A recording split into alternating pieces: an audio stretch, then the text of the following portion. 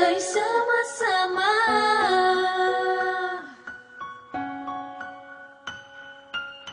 Naaalala mo pa ba ang mga panahon na hindi na maibabaon? Ang paligid na tila kay saya at walang nakalibot na problema. Ngunit ngayon, di mo ba napupuna na unti-unti na nawawala? Di na nga mapigil pa ang mga pangyayari. Di ko inakala sa panaginip na lang ba mabubuo ang lahat, ang maitayo muli ang bansang lumubog sa hirap at bigatin. Huwag kang sumuko,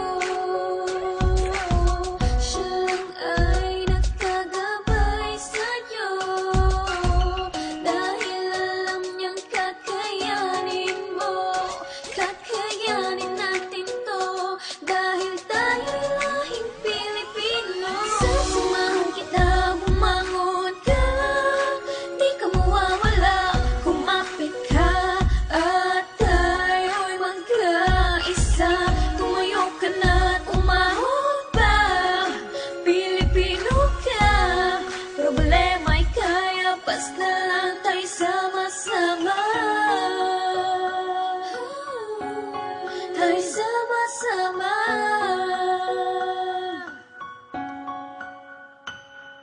Magsama-sama ang lahat sa pagkakaisa. Ang mga bawat Pilipino kailangan magbigayin ng pag-asa para supilin ang kahirapan na ating nadaranasan. Kapag sinimulan ng pagbabago, tiyak makakamit ang kasagutan at kalutasan sa problema na ating dala-dala. Magkapit-bisig ang lahat at isigaw sa ating bansa na tayo ay dugong Pilipino na kayang bumangon sa lahat ng sako na kaya mo nang isipin pa ang mangyayari na trahedya. Humawak at kumapit ka, huwag ka lang bibitaw. Magiging ayos din ang lahat pagdating ng araw. Basta tibayin ang loob at ipasok sa iyong isipan. Walang mahirap na gawain basta't nagtutulungan. Samahan mo lang ng kasipagan, katatagan at katsagaan. Pagiging maagad sa lahat, yan ang dapat nating paghandaan. Ako ay lahing Pinoy na may damdaming makabayan. Ang pag-aakbayan ng bansa ay dapat lalong pagtibayan. At kausayan sa lahat, yan ang sikretong ganap. Pakikipagkapwa-tao sa isa't isa, yan ang aking ipapalaganap. Kaya't sa tuwing nakikita ko ang aking kapwa kababayan na salat sa kabuhayan at bulag sa kamalayan. At sa mga taong mayayaman na angat sa kabuhayan, huwag nyo naman sanang pagdamutan mga nagugutom na kabataan. Kahit ambunan nyo malang sana ng kaunting habag,